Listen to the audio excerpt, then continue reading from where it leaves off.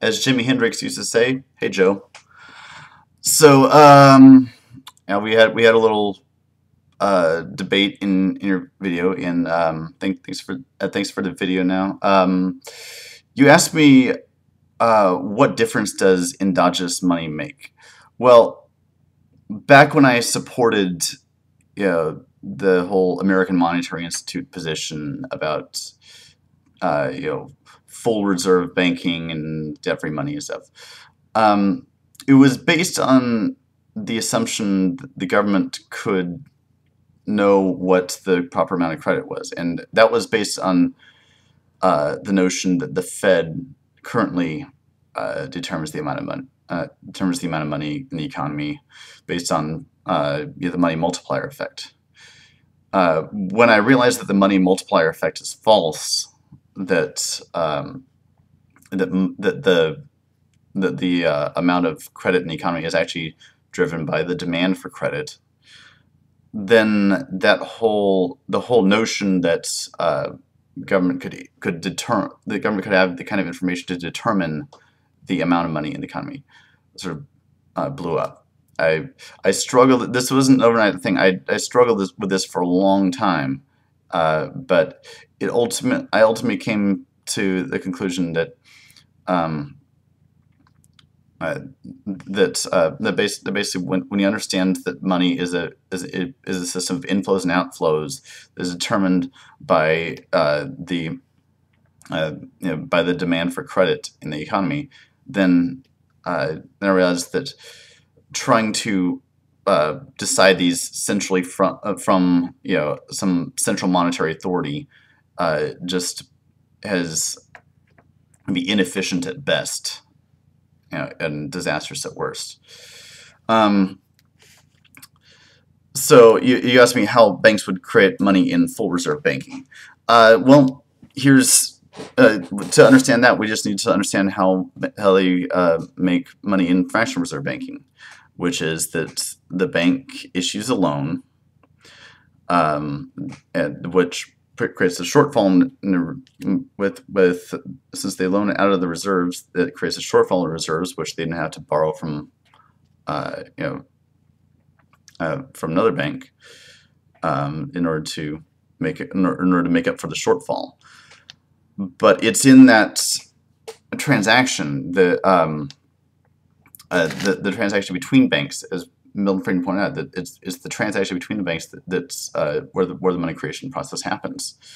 Um, so both in the lending and in the borrowing, there's money creation. So and so since MMT shows us uh, how banks are never reserve constrained, that means that what's true under 10% reserve ratio is true under 100% reserve ratio. That it's the same thing.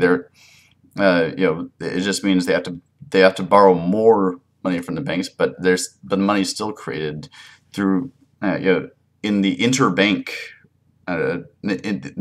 lending process. Yeah. And it happens, without the bankers even realizing what's going on. It's just a natural, product of the lending process. Yeah, and you mentioned, the Austrian goal. Now, what you're talking about, it would constrain banks under a gold standard, and that's largely the problem is that much of our monetary thinking is still stuck in the gold standard. You asked me why I support fractional reserve banking, and I don't know how to answer that because I don't. I think that the whole notion of reserves is an obsolete relic of the gold standard.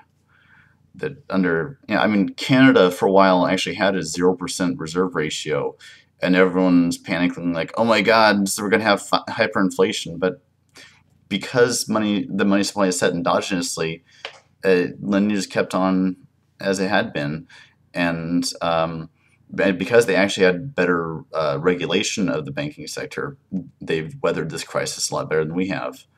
Um, So you asked me, why leave creation of money to banks? Well, I think the issue is I'm not talking about money in general. I'm talking about a specific kind of money, namely credit. Credit creation has always been the role of banks. That's what they do. In credit creation, whenever whenever they issue a loan to a business, the whole point is for the business to grow, or or to expand. There's some. A loan is a promissory.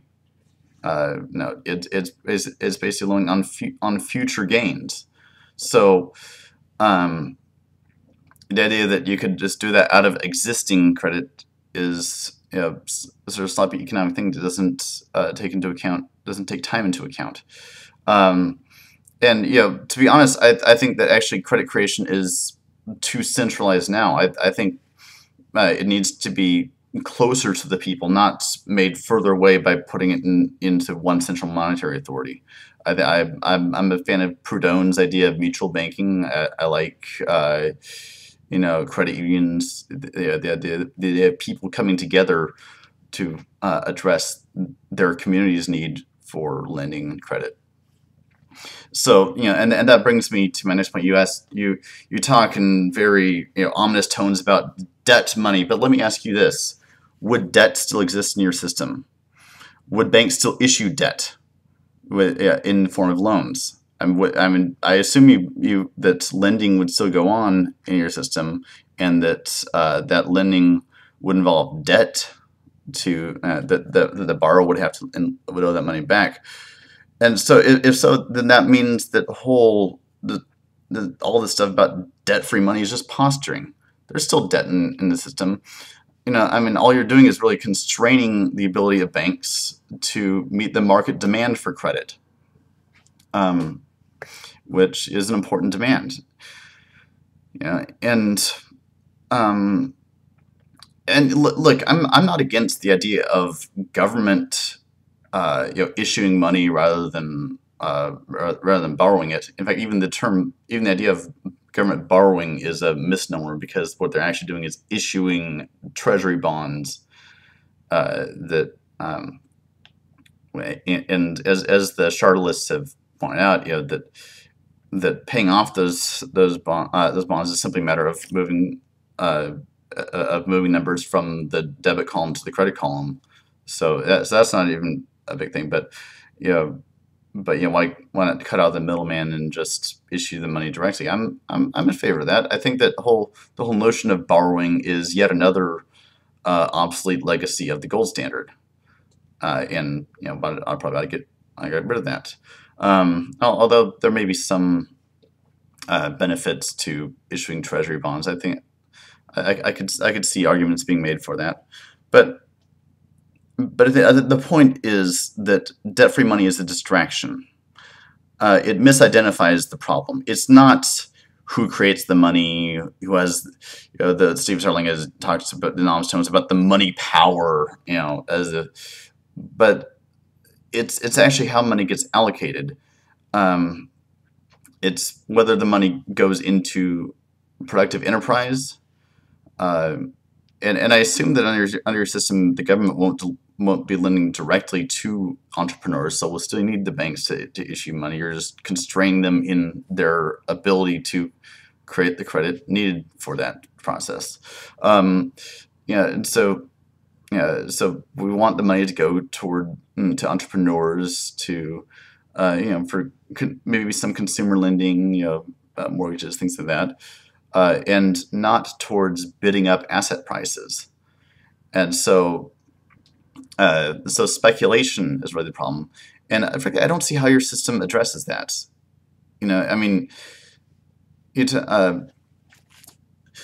I'm basically, for one thing, if you're planning on issuing all this money towards infrastructure, as the whole Senate plan lays out, then what are you going to do about the inflated housing prices that will cause?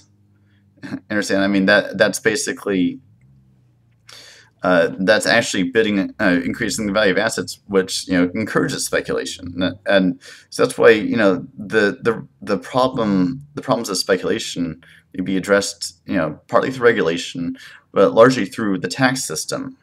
And that's why I support the Georgia's solution of taxing the full rental value of land and other natural resources.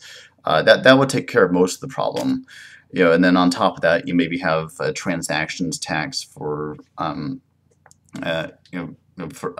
for investing, and David Corden had some idea about a diminishing capital gains tax that goes down every year, so that it encourages long-term investing over short-term investing.